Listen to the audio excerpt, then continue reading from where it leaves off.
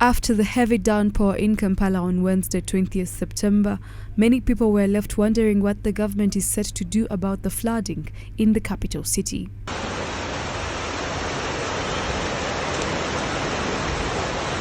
Kampala Capital City Authority always carries the blame on whatever happens in the city.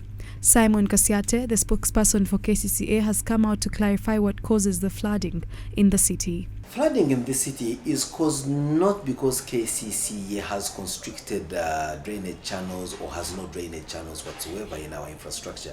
Far from it. Much of the flooding is caused by human activity, things that you and I, the citizens of this city and country, do in our own city. Littering. We have made it a habit to continue to litter with plastics, polythene, rubbers, and every such insoluble item onto our roads, into our drainages. When it rains, these items are sent down our drainage channels, and for the most part they clog the choke points of these drainage channels, hence the failure for runoff water to proceed on its journey to wherever it is that it's ending. Road users in this period are called upon to be extra cautious when it rains. Simon highlights some of the safety measures to employ in cases of any flooding. He also notes that every vehicle is liable to such risks. In the wake of these unprecedented torrential rains that are beginning to pound our country and specifically our city, as KCCA, we reached out and shared an advisory to all citizens, motorists and pedestrians alike.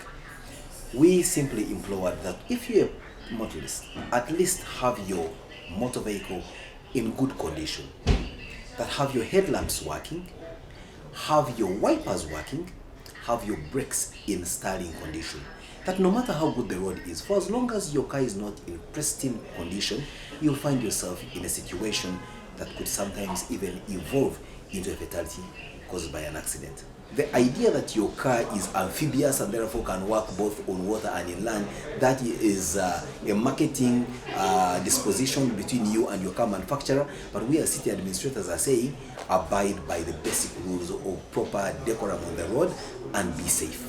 On the other hand, KCCA is working tirelessly on drainage, rehabilitating over 70 kilometers of roads and other projects, as the spokesperson notes. It's a pity that some of our roads are looking the way they are looking, but we also are working tirelessly to repair within the budget available those roads that are in a terrible situation. It's rehabilitating over 70 kilometers of roads, of about 33 roads within the city. We're also running a huge junction motorization project with our friends from the Japanese International Cooperation Agency, JICA, which is going to signalize over 27 junctions across the city and remove and modify 5 roundabouts. Simon Kasiate made a strong call to citizens who recklessly drop waste in the city, citizens who vandalize government property such as streetlights, solar panels, batteries, or even those who are continuously encroaching on wetlands like the Chinawataka swamp, to stop these habits because nature will always take revenge.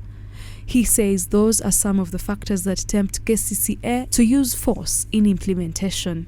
KCCA does not pride in using enforcement and the force of law to ensure that people do the right thing and comply with the available rules and regulations. That we do as a last resort, because when we come to you with soft power like I'm speaking to you, instead of heeding our message, with this soft tone, you are now daring us to see what can you do.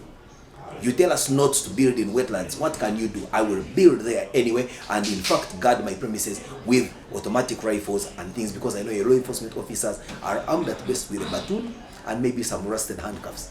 Despite Kampala's drainage system being poor, that it cannot handle water channeling whenever there is a heavy downpour in the city, KCCA is working tirelessly and diligently towards addressing the challenge and calls upon citizens to have a contribution too. Fair enough. But when nature comes to claim its path, don't come running and whining on different platforms saying, hey, KCCA is doing nothing, KCCA is sleeping, now the floods are here. Each one of us has a part to play in keeping ourselves safe. And before you blame an institution, ask yourself, what are you as an individual doing?